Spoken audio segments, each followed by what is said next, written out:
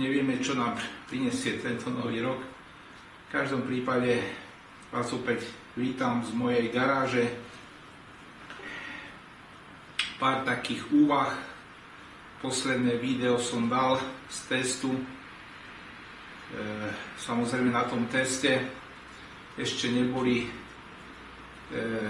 úpravy s filtrom, čiže ešte ten výkon teoreticky by sa mal nejakým spôsobom prejaviť.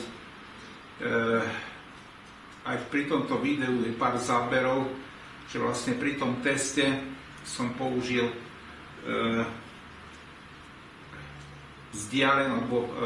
priemer rotora zhruba tých 408 cm, čiže boli na 3 diery v gripoch uchytené listy.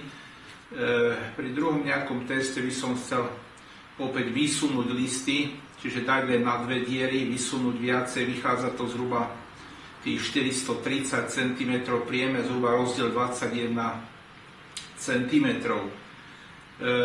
Ide o to, aby bola využitá maximálna plocha listov, čiže toto pri nejakom najbližšom teste.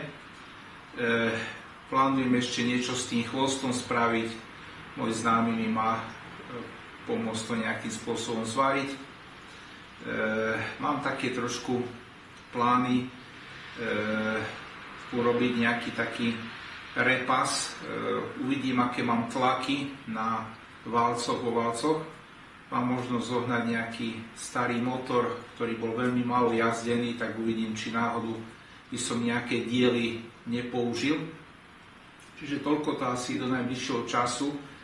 Želám vám naozaj to najlepšie v novom roku, hlavne pokoj, porozumenie, samozrejme, aby sa vám darilo vo všetkých vašich počinoch, plánoch.